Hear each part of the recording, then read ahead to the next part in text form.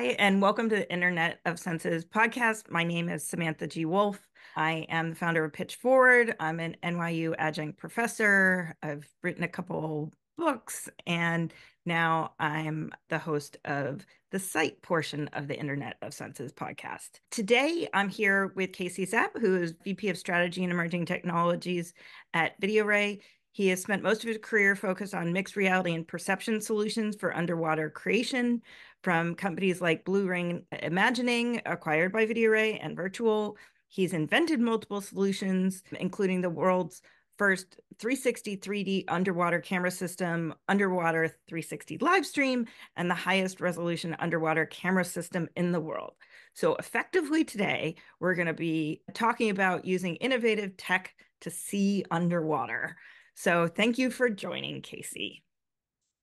Thanks, Samantha. That is my favorite topic, and I don't get to talk about it enough. How about we start a little bit at the beginning of like what fascinated you first about kind of that seeing underwater? And I'm sure that there's different ways of putting it, but because we're on the site related podcast, that's how I'm going to phrase it right now. But what first started? Yeah, I mean, the genesis goes back to a kid. I was a swimmer and water polo player and diver. And when I was around the ocean, it just didn't feel like work. It just felt like fun. And my grandfather, he was an entrepreneur. I wanted to be an entrepreneur myself. He gave me terrible advice to, if I wanted to be an entrepreneur, to go study and be an accountant. And I see that now. I understand that being, the language of business, but you couldn't go further from entrepreneurship becoming an accountant. And so that set me back a few years. But I got, a really good financial background in my early 20s, and through just family history and some of the life experience I had, it was very important to me to find work that I loved to do. Not only that I was good at or could be paid for, but I enjoyed. And I ended up traversing a few industries until I got into perception and robotics and ocean technology. There's this triumvirate that I'm like really happy with now, which is growth technology companies, the ocean, and emerging technology like multimodal interaction and mixed reality and AI and perception.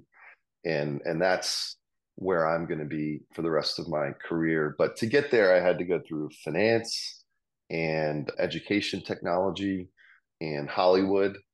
And now I've landed into this industry, serving primarily defense customers who invest in R&D and long-term vision and hard problems. And I really like this customer in this industry, as we get to, be, I think, quite ambitious and focus on, 10 to 20 years out in kind of the applied research realm, rather than Hollywood, which when I was there, they would write a check and want something turned around in 3 to 6 months. And that was always a little bit anxiety inducing, but definitely allowed me to cut my teeth.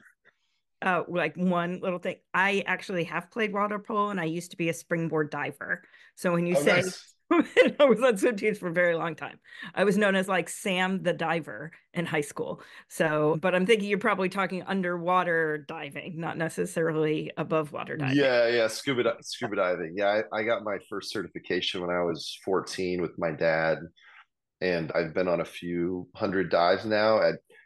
When I was in Hollywood, I was a professional underwater cinematographer working for National Geographic and BBC and Shark Week and Discovery. And I had a really good time with that and was able to get a lot of really cool trips paid for and experience things that other people didn't. But ultimately now I'm running a technology company in charge of strategy and building concepts that are somewhat more universal to marine robotics. Yeah, no, amazing. And that was my grade school. I wanted to be a National Geographic photographer. So we've hit many and then now in emerging tech. So we're aligned in that way. So